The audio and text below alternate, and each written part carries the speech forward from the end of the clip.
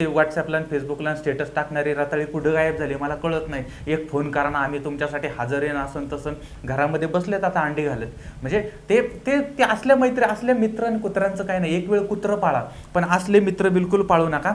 हरिणीचे पाडस व्याघ्रे धरी येले, तैसे मज झाले आता देवा. एखाद्या हरणाच्या पाडसाला वाघानं पकडावं आणि त्यानंतर तो आता खाणार आहे, त्याच्या अगोदर त्याला जो खेळवतो ना, ते खेळवणं आत्ता सध्या प्रत्येकाच्या जीवनामध्ये चाललेलं आहे. कारण ही जी महामारी आहे किंवा ही जी आणीबाणीची परिस्थिती आहे, यामध्ये प्रत्येक व्यक्ती आणि प्रत्येकाचं कुटुंब त्याच्यामध्ये ग्रासलेलं आहे. प्रत्येकाला या गोष्टीची झळ बसते आहे. आता मला अनेक मेसेज आले होते की बाबा या विषयावरती तुम्ही बोला. आता काय बोलणार मला सांगा. ते शासन असेल, प्रशासन असेल किंवा बाकीच्या ज्या गोष्टी असतील, आता त्यांचं सगळं जे काही चाललंय ते तुम्हाला मीडियाच्या आणि बाकीच्या सगळ्या गोष्टींच्या माध्यमातून आपल्या समोर येतंय. आणि यांच्यावरती आपण बोलून तरी काय फरक पडणार आहे. समजा आपण बोललो, यांची कातडी गेंड्याची असते. काही मंडळी प्रामाणिकपणे काम करतात, काही मंडळी हात धुतात, काही मंडळी हात धुवून घेतात आणि सध्या काही मंडळी फक्त हात धुण्याचं काम करतायत. या सगळ्यांमध्ये दुसऱ्याच्या टाळूवरचं लोणी कसं खाता येईल हे सगळं बघतायत. आणि ह्याच्यावरती आपण जरी बोललो तरी काही फरक पडत नाही. पण एक आता ज्यावेळेस आपला हा सगळा परिवार आहे किंवा हे सगळं माझं DSD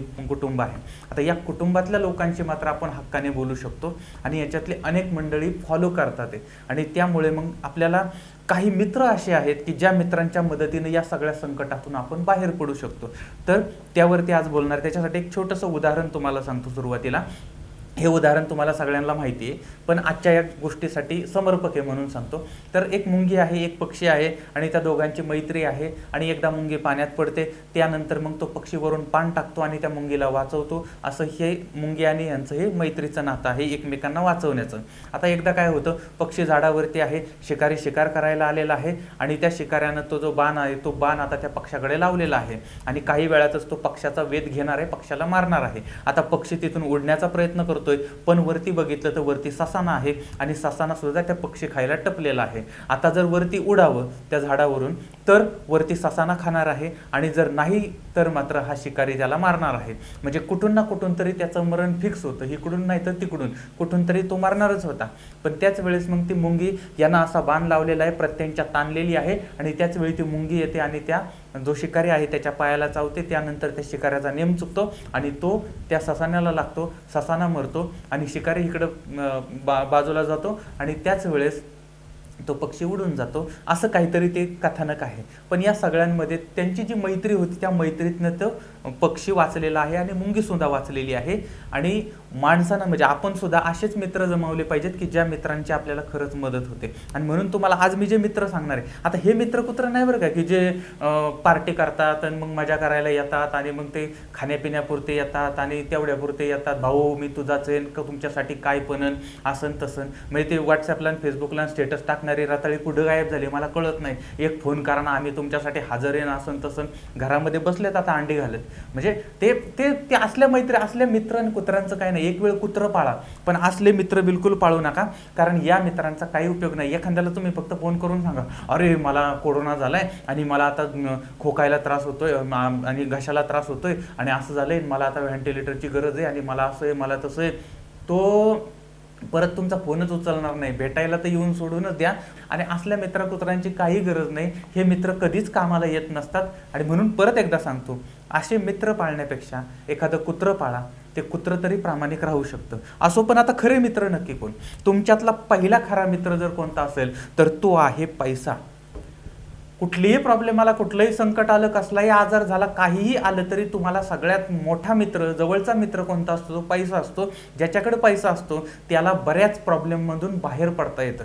पण जर पैसाच नसेल, आत्ताचा काळ असा आहे, या काळामध्ये तुम्हाला पैशाची गरज आहे. जर उद्याच्याला दवाखान्यात जायला लागलं, उद्याच्याला आपल्या जवळच्या कोणाला तरी दवाखान्यात जायला लागलं तर काय करणार आपण? जर पैसा असेल तर मात्र ते सुरळीत होऊ शकतं. पैसा नसेल तर मात्र, ज्यांच्याकडे पैसा आहे त्यांचे पण हाल चाललेत. मग विचार करा, ज्यांच्याकडे पैसाच नाही त्यांचे तर हाल कुत्र पण खाणार नाही. मग आता आपल्याला जर हा पैसा जमा करायचा असेल तर कसा करायचा? तर सगळ्यात पहिली गोष्ट, पाठीमागं सुद्धा महिना 2 महिन्यापूर्वी मी सांगून ठेवलं होतं, आत्ता परत सांगतो. सगळ्यात अगोदर आज आता ताबडतोब ज्यांनी स्वतःचा मेडिक्लेम केला नसेल त्यांनी मेडिक्लेम करून घ्या. काय आता थोडाफार खर्च होतो, पण आपलं जे पुढचं मग आपल्याला दागिनं विकायला लागणं, घरदार घाण टाकणं, हे होणं, हे जे प्रकार घडतात ते प्रकार टाळण्यासाठी आपला मेडिक्लेम झाला पाहिजे, विमा असला पाहिजे. ह्या जर गोष्टी केल्या ना तर काय होतं, विमा एजंट आपल्याकडे येतात आणि आपल्याला सांगतात आणि आपल्याला वाटतं काय बाबा त्यांना पर्सेंटेज पाहिजे म्हणून ते येतात ते. पण लक्षात घ्या की ते आपल्या भल्यासाठी आहे. त्यामुळे आपल्या परिवारात जे काही सामील आहेत किंवा DSD वरती जे प्रेम करणारी मंडळी आहेत त्यांना माझी आग्रहाची विनंती आहे, त्यांनी स्वतःचा मेडिक्लेम काढून घ्या. स्वतःचा काढा किंवा परिवाराचा काढा, पण मेडिक्लेममध्ये तुम्ही असलं पाहिजे. हा तुमचा पहिला मित्र आहे, तुमचा मेडिक्लेम, तुमच्याकडे असणारा पैसा. त्यानंतर तुमचा दुसरा मित्र आहे तुमची रोगप्रतिकारक शक्ती. कारण आपली जोपर्यंत रोगप्रतिकारक शक्ती वाढत नाही तोपर्यंत आपण या संकटाशी लढा देऊ शकत नाही. याच्यासाठी जे सरकारनं, शासनानं, प्रशासनानं किंवा ग्रामपंचायत, पंचायत समिती, जिल्हा परिषद किंवा राज्य सरकार आणि केंद्र सरकार यांनी जे काही सुरक्षेचे उपाय सांगितलेले ते सगळे उपाय आपण अंमलात आणायचे आहेत. त्याचबरोबर ते मग ते हात धुणं किंवा ते मास्क लावणं किंवा बाकीच्या ज्या गोष्टी आहेत त्या तंतोतंत पाळायच्या आहेत. दुसरी गोष्ट की कोरोनाच्या ज्या बातम्या येतात त्या पेपरवाल्यांनी, TV वाल्यांनी अक्षरशः आणि ते फोनवरती त्या वयानं अक्षरशः डोकं फिरवून टाकलंय. नुसतं ते कोरोना, त्या कोरोनाची लक्षणं, कोरोनाने हे मेला, कोरोनाने तो मेला आणि सगळ्या नकारात्मक बातम्या आहेत. लक्षात घ्या, नकारात्मक गोष्टी तर घडतायत, पण सकारात्मक सुद्धा काही गोष्टी आहेत, पण त्या आपल्या समोर आणल्या जात नाहीत. नुसतं ते नकार आणि त्या गोष्टीचा परिणाम आपल्या मनावरती होतो आणि माणूस मग ते घाबरतो आणि त्याची रोगप्रतिकारक शक्ती कमी व्हायला लागते. आणि म्हणून असल्या नकारात्मक बातम्या ज्या आहेत ना त्या बिलकुल बघू नका, असले चॅनल बिलकुल बघू नका जे सकारात्मक असेल. नाहीतर मग तुमच्या आवडीचं जे काय असेल ना ते बघा, ते करा. आणि आपण आपली भीती बाळगण्यापेक्षा आपली काळजी घ्यायला सुरुवात करा.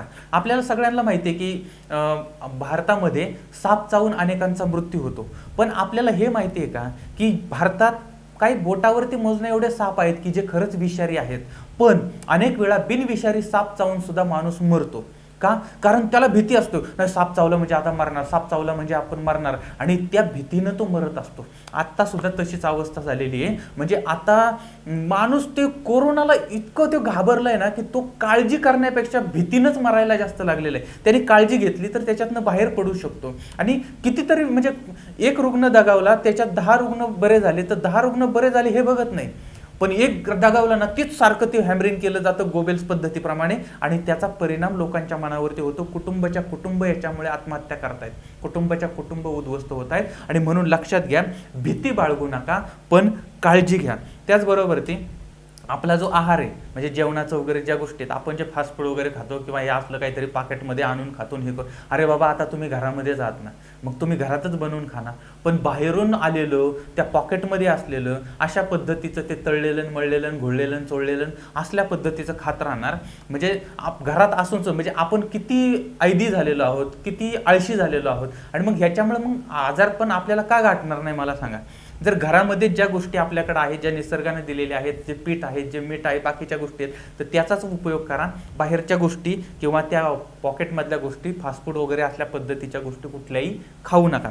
त्यानंतर व्यायामाचं एक गोष्ट आहे की प्रत्येकानं आता घरामध्ये आहे, काही काम नसेल, धंदा नसेल, बाबा घरामध्ये व्यायाम तरी करत जा. स्वतःचं शरीर आणि स्वतःचं मन दोन्ही सुदृढ करण्याचा प्रयत्न कर. योगा असेल, प्राणायाम असेल, या सगळ्या गोष्टी. त्याचबरोबर ती ज्या काही गोष्टी तुम्हाला मागवायच्या त्या सगळ्या ऑनलाईन मागवा, जेवढ्या जास्तीत जास्त.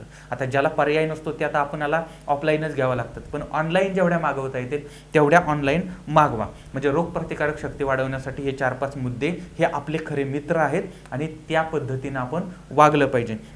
त्याचबरोबर ती जे कोविड योद्धे आहेत त्याच्यामध्ये मग डॉक्टर आले, डॉक्टरांचा स्टाफ आला, त्यानंतर ह्याच्यासाठी काम करणारी जी काही मंडळी आहेत ती मंडळी आली, पोलीस मंडळी आली. ही सगळी मंडळी जी आहे ते स्वतःचा जीव उदार ठेवून, स्वतःच्या जीवावरती उदार होऊन ती आता रस्त्यावरती उतरलेत.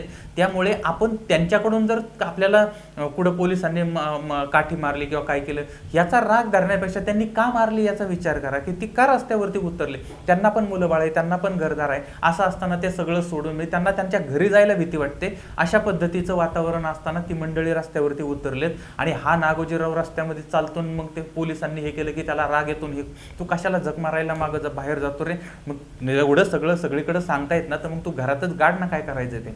पण ते मग ह्या कोविड योद्ध्यांना जर तुम्ही त्रास देत असाल, हे तुमचे खरे मित्र आहेत, त्यामुळे यांना कुठलाही त्रास होईल आणि यांनी सांगितलेले नियमच आपण पाळले पाहिजेत, हे लक्षात ठेवा. म्हणजे आपला पहिला मित्र आहे पैसा, त्याच्यासाठी मेडिक्लेम करा. दुसरा मित्र आहे रोगप्रतिकारक शक्ती, याच्यासाठी सुरक्षेचे उपाय करा. त्यानंतर कोरोनाच्या बातम्या सगळं बंद करा, मनातली भीती घालवा आणि काळजी घ्या. त्यानंतर आहार, काढे, व्यायाम आणि ऑनलाईन पद्धतीने ज्या मागवता येईल त्या गोष्टी मागवा. कोविड योद्धे जे आहेत त्यांचा सन्मान करा आणि त्यांचं सहकार्य घ्या. आणि सगळ्यात महत्त्वाची गोष्ट आहे आत्मशक्ती.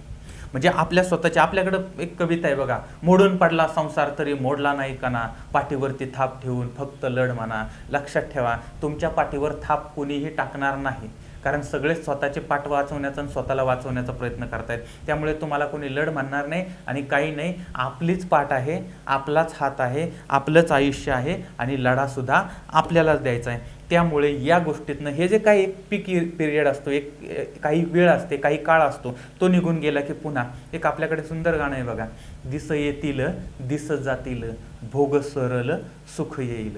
हा जो काळ आहे ना, तो काळ काही दिवसामध्ये निघून जाईल, पण काही दिवसांचा हा प्रश्न आहे आणि या दिवसांमध्ये हे 4-5 मित्र जे आहेत त्या मित्रांना जवळ करा, बाकीच्या मित्रकुत्रांच्या नादी लागू नका. पुन्हा भेटूया पुढच्या भागामध्ये. तोपर्यंत धन्यवाद. जय हिंद, जय महाराष्ट्र.